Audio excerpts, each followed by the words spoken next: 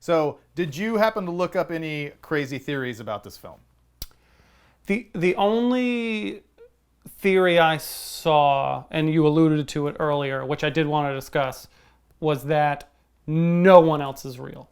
Helena Bonham Carter is not real. The all the other minions or whatever you want to call them are not real. Like everybody is actually in his head, not just, which I don't like, but I don't know what you believe or what you heard or what are your thoughts on the theories? Well, there's so much to unpack, and that is something about this film that makes me love it all the more. Because as I look at this film as just a standalone film, I really, really like it. I think it is a very good film, probably a great film. I think it's just beautiful and interesting and different and challenging and fun and all of these things. And I think David Fincher, clearly who we talked about, his attention to detail is legendary.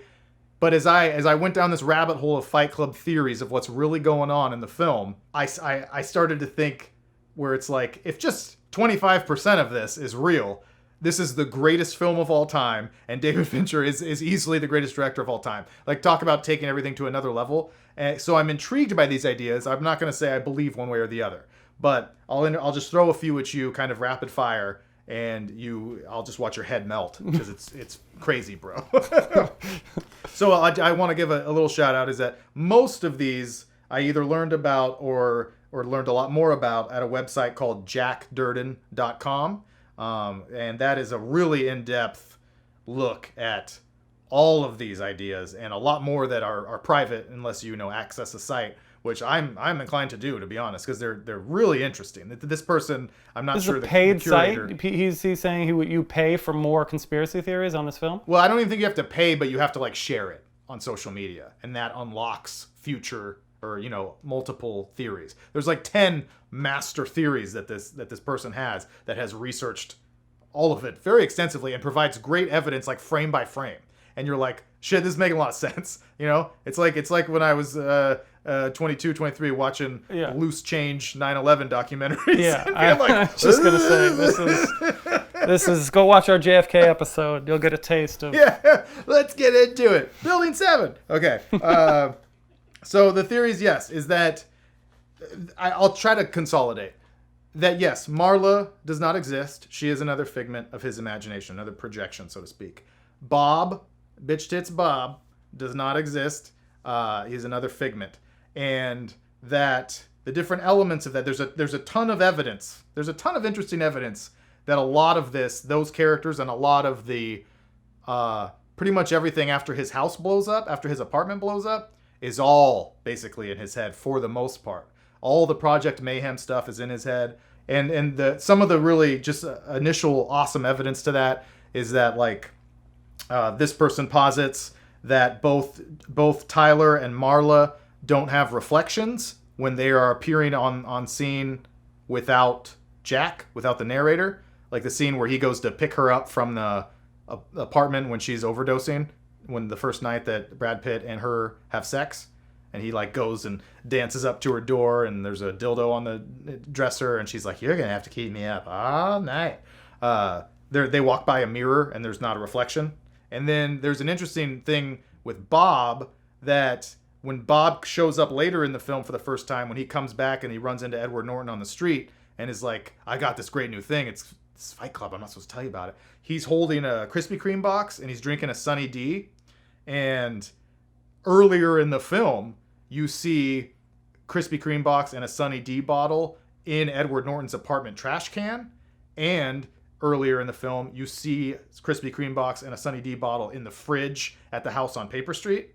So there's clearly and also in that shot when Meatloaf runs into Edward Norton out on the street, he's got that shit. There's on the wall behind him, there's graffiti that says myself, myself, myself, myself, 4 myselfs to stand for those 4 characters. Yep. Which is all this shit where if you start to even if just, like I said, even if just 25% of this stuff is true, you're like, fuck, man, this is a whole nother level. And so the overarching story that I think is really interesting that part of this theory goes to is that the entire movie is a story about this man who's clearly, I don't know the right clinical word, if it's schizophrenic or whatever you want to say, but he does have testicular cancer, and he does have his testicles removed. And so each of these characters that he's manifesting are sort of different people along that step. So Bob is sort of the first one to be like, Bob is a big strong man, but he's got big breasts, and he's very like matronly and motherly, and is very caring. So he's kind of like this amalgamation of the genders, of gender roles, you know, as this character Jack is starting to, you know, lose his masculinity. And then Helena Bonham Carter represents his more feminine energy, and Tyler Durden represents his more masculine energy that are at odds. Like, don't ever talk to her about me, and vice versa. Like, and it goes even a step further. Like, I encourage people to go research this themselves, because it's really like I said, jackdurden.com. You'll get lost, and it's gripping. But I'm just trying to throw out a couple teasers here, because I could spend all day talking about this. The Paper Street, the house is on Paper Street. That doesn't exist. Paper Street apparently is what engineers refer to as streets that don't yet exist, that they're just planning. All the in-depth stuff about the movie being sort of an allegory for losing your masculinity, literally and metaphorically, is really fascinating to start diving into. Where this person on the site outlines all the different visual cues about like, I mean, every shot has something about, you know, like there's dildos, or there's so much about emasculating and this person losing their sense of their masculinity, and at the end is him rejecting that toxic nature, completely rejecting his primal bravado and embracing the femininity, that side of his brain. So like I said, I encourage people to check that out, because it's really, really interesting. Does any of that ring like it could be true to you? I know this is kind of just putting you on the spot. This is always tough. I feel like what you're saying, these theories, are exactly what happens in Marvel movies today. Fans are so rabid. I think at this point, if you just put a little Easter egg in, you put a little something, fans just do the work for you. So and I'm not saying this was done on purpose, but I just, you know, like, people will like digitally enhance, like the book on the back of the table was this, and that means that 3 movies from now, this is, you know, and some of them turn out to be true, some of them turn out to be like, you can just read into anything, and you can just connect dots that filmmakers didn't even know were there. I'm not saying that this happened, that this is, yeah, for sure, but I don't know. I can't imagine what was intentional and what is not. You know, for the myself thing, they might have just put 4 of them there. It has nothing to do with the connection. They could have just but the argument there would be that nothing in a Fincher film is accidental. So it may be with other filmmakers, but Fincher is so obsessive, famously obsessive with every little detail. So true. That makes these things a little more plausible. I totally understand your point. Yeah, that's so it's easy to backfill and make things. That's my point. We are nobodies, and people have done that with some of my films, where I've heard people, or little shorts that I've made, where people are like, "Oh, I like that little subtle touch that I really got that underlying current of, oh, this, and this," and you're like, "I didn't fucking," like, yeah, you're right, I did, totally intentional.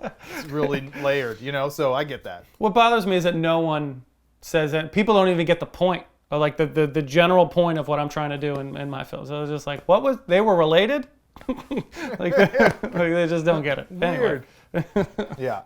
I won't go into any detail on this, but another one that I stumbled upon for the first time this time is this theory, in addition to all the stuff that I've already said, that this film it's not exactly like a quasi sequel, but is kind of related. It's very similar in a lot of ways to The Shining, thematically and even visually. And this person on the same site broke down side-by-side comparisons of how Jack, the narrator in Fight Club, is, you know, Jack Torrance is the name of Jack Nicholson's character in The Shining, who it's about a man who starts to go crazy. And this person puts forth the observation that in The Shining, people think it's like a haunted house thing, but it's really just about a man losing his mind and projecting these images and becoming schizophrenic and seeing these things. And that Fight Club is sort of a sister film to that.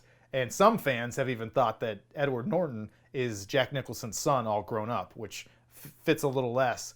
But if you start looking at a lot of the visual cues and a lot of the subject matter and even some of the lines, like some of the lines are like almost overlapping. And so once I read that, I thought, shit, man, like just for the sake of having a great thought is, what if David Fincher and all other responsible parties made this film that is fucking dope and a picture of its time and incredibly entertaining and fun, and it's got a twist that is amazing. What a great movie. Also, there's this whole other twist that you have no idea, no fucking clue. You've never even realized, and it's this whole theory of what's really going on. It's actually all in his head. It's a twist you don't even know. It's a twist later that you'll never even find out about. Also, the whole film is in it's like Pink Floyd playing The Dark Side of the Moon and lining it up to Wizard of Oz. That was exactly what I was going to say. Like, that level of brilliance is insane. I'm going to make one of the best rock albums of all time. Of all time. And it's also just going to match up with the beginning of this film perfectly. Because I completely believe that was intentional. Because it's too perfect. But that level of creativity to go 2 or 3 or 4 layers deep within one piece is fucking crazy. You know? Like, most people can't make one good piece. Yeah. I want 20 years later, 20-something years, 22 years later, 21 years later, I want a definitive answer on this. I want Fincher to say, I know, like, they're like, directors are like magicians. They're not gonna say, what they really meant, because it's more fun and things grow this way because people argue and creates conversation for morons like us to talk about it. But if it's that fucking deep, then I want confirmation. I want confirmation that he's like, yeah, I intended this to happen. Here's what I really thought. Here's was my real vision for this. I will say, against the whole Jack thing, I believe I read something that was the only reason they used the name Jack is because they were those letters were like Reader Digest letters, and then Reader's Digest didn't want to be part of the film. And they had a trademark on the name Joe. And I think originally it was supposed to be Joe instead of Jack. And they changed it to Jack because that's just like the next thing over. Legally, they could just be like, oh, now he's Jack instead of Joe. It was originally supposed to be Joe. So that would, to me, would disprove. This person says that that was an intentional thing by Fincher. That he intentionally changed it from Joe because he had this other shining thing going on. Right. So, yeah. And so who's to say what's right? Well, I don't know. I feel like the internet never leads you astray. It never gives you 2 pieces of conflicting information.